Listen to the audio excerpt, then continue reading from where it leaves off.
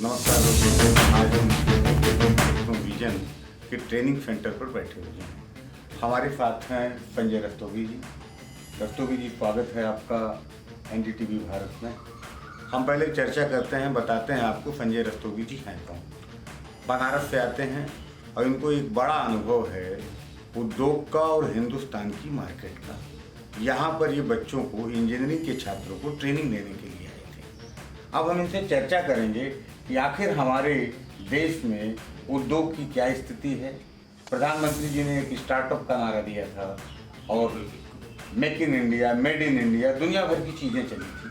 आखिर क्या कंडीशन है इस पर, कितना विकास हो रहा है, कितने रोजगार सृजित हो रहे हैं और क्या हालात है, ये आप तो एक्सपर्ट हैं इसके। आइए जानते हैं इनसे, रस्तोगी साहब से। जैसा कि हमें इस बात के लिए प्रेरित किया गया है कि देश में रोजगार की क्या स्थिति है, किस तरह से देश का भविष्य आने वाले दिनों में रोजगार सृजन के माध्यम से क्या बनने वाला है, यह समझ पैदा करने की है। इस संदर्भ में मैं ये कहना चाहूँगा कि एक बड़ी विडंबना की स्थिति है कि मात्र 6 से 7% लोगों के पास देश की 90% संपदा केंद्रीकृत है। इसको किसी तरह से बहुत सर्वजन हिताय और सर्वजन सुखाय के पॉइंट ऑफ व्यू से इस्टेब्लिश करने के लिए सरकार की भी काफ़ी योजनाएं हैं, सारी परिस्थितियों को स्थित करने की भी योजनाएं हैं। लखनऊ में एकेपी टेक्नोविज़न जो संस्था है, इस दिशा में एक महत्वपूर्ण कार्य कर रही है। इसीलिए हमने इसको अच्छे से सहयोग करने का मन में विचार बनाया, क्योंकि यदि बच्चों में नौकरी की तरफ ध्यान न लगा करके स्वरोजगार की तरफ उनको प्रेरित किया जा सके तो यह संस्था काफ़ी ज़्यादा अच्छा कार्य कर सकती है। और स्वरोजगार की तरफ यदि बच्चे खुद से प्रेरित हो जाएं तो इस देश की भविष्य बदलने को कोई नहीं रोक सकता और हमारा देश एक स्वर्णिम भविष्य की ओर बढ़ सकता है। रस्तोगी सर, आपको रोकेंगे हम यहाँ पे। जैसे स्वरोजगार की जो कंडीशन थी, जब हमारा इतना एजुकेशन नहीं था, गांव में भी रोजगार चलते थे, जो पढ़े लिखे लोग नहीं होते थे। आज हम इंजीनियरिंग करा रहे हैं, फार्मेसी करा रहे हैं, दुनिया भर की पढ़ाइयाँ करा रहे हैं, उसके बावजूद भी रोजगार नहीं सृजित हो पा रहे हैं, उद्योग नहीं लग पा रहे हैं। इसके लिए क्या वजह है, ऐसी क्यों हालात हैं? आप ट्रेनिंग भी दे रहे हैं। देखिए, आपने यह एक बड़ा समकालीन और सम्यक प्रश्न सामने रखा है। यह इस देश की एकेडमिक सिस्टम को या शैक्षणिक सिस्टम को जो डेवलप करने की जो कमी रही है वह यह रही है कि आज जितने भी इंजीनियर हम बना रहे हैं उसमें सिर्फ 13% इंजीनियर ही हम रोजगार देने योग्य बना पा रहे हैं। बाकी 87% इंजीनियर जो हैं उनको रोजगार देने की स्थिति में हम नहीं हैं, क्योंकि वह उस योग्य नहीं हो पा रहे हैं। आज इंडस्ट्री के पास बिल्कुल रोजगार है, सब कुछ है, लेकिन उन इंजीनियर्स को इंडस्ट्री के हिसाब से तैयार करने की प्रवृत्ति हमारे शैक्षणिक क्षेत्रों में नहीं है। एकेपी टेक्नोविज़न एक ऐसी संस्था के रूप में विकसित किया जा रहा है कि जो शैक्षणिक विषयों का अध्ययन करने के बाद जिन बच्चों में जो कमी रह जाती है उसको और ठीक से इंडस्ट्री के हिसाब से, उद्योग के हिसाब से उनको डेवलप करने की कोशिश की जा रही है, जिससे कि वह तुरंत उद्योगों में अपना स्थान बना सके, उनको रोजगार मिल सके। एक बात। दूसरी चीज़ और आती है, जैसा कि हमने बताया आपको कि स्वरोजगार के क्षेत्र में भी आपको बता दें कि देश में इस वक्त लगभग 60 करोड़ युवा हैं जिनको रोजगार चाहिए, और हमारे देश में रोजगार सिर्फ 12 से 13 लाख सृजित हो रहे हैं।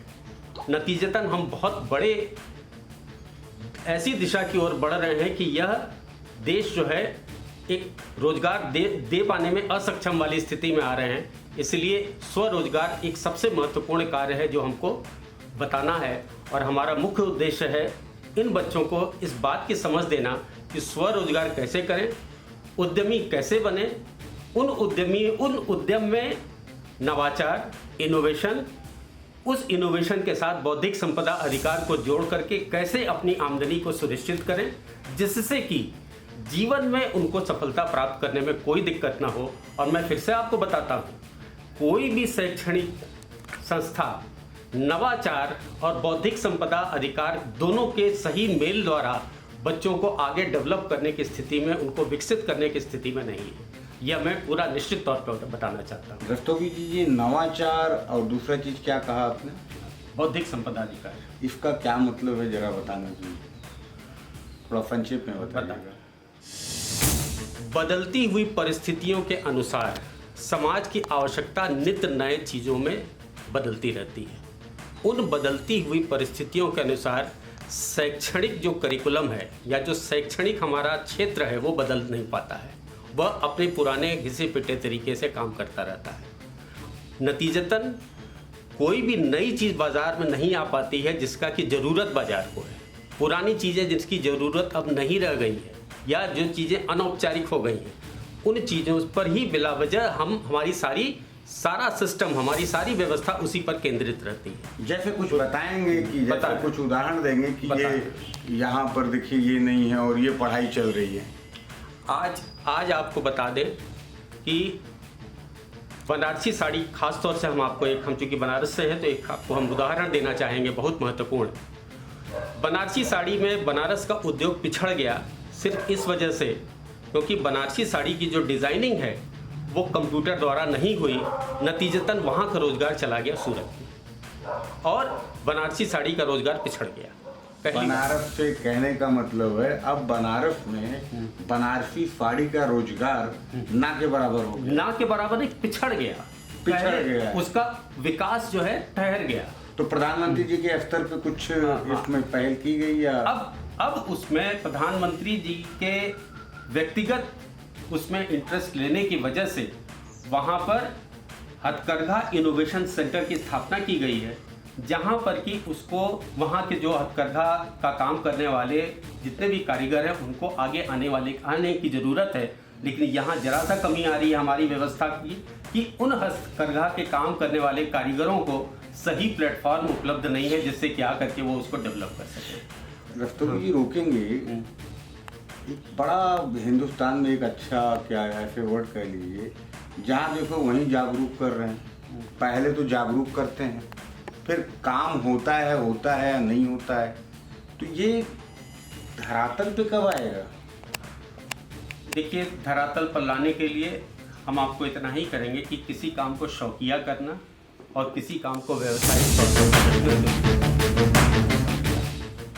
भारत सरकार में जो भी काम किया जा रहा है वह शब्दों को सुन करके उसको शौकिया ढंग से किया जा रहा है।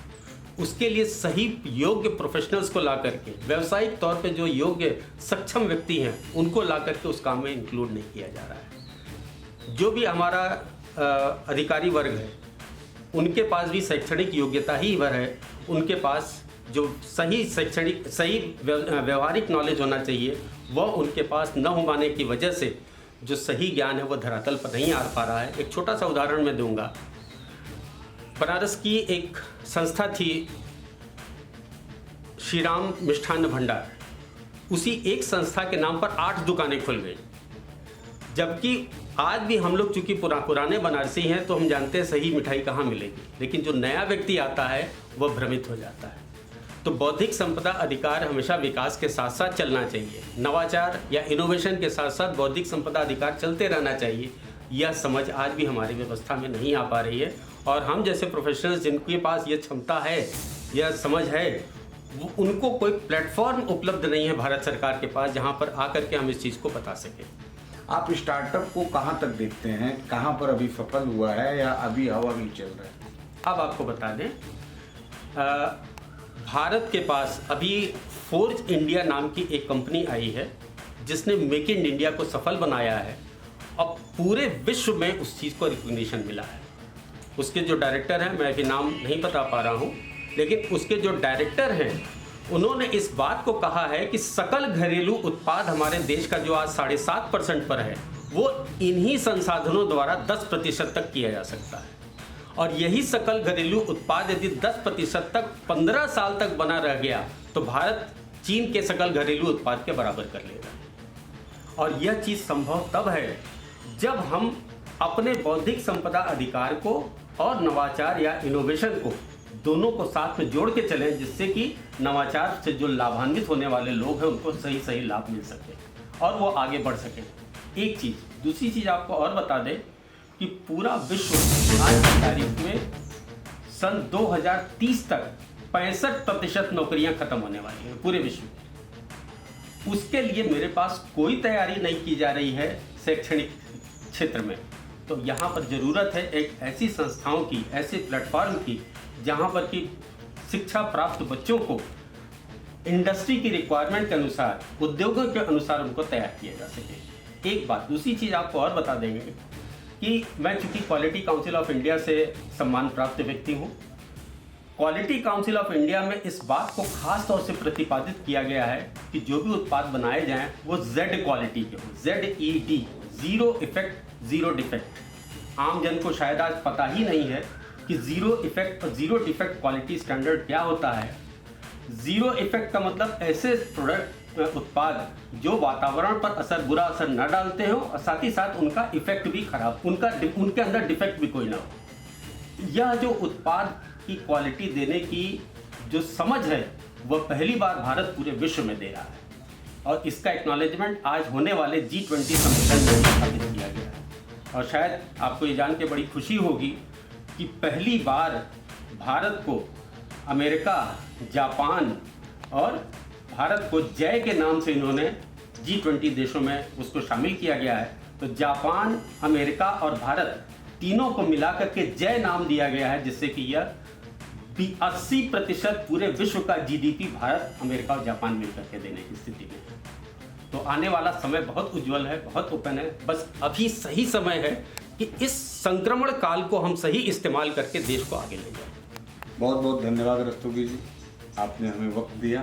Thank you. देश दुनिया की ताज़ा तरीन खबरों से रूबरू होने के लिए सब्सक्राइब कीजिए आपका अपना चैनल NDTV भारत।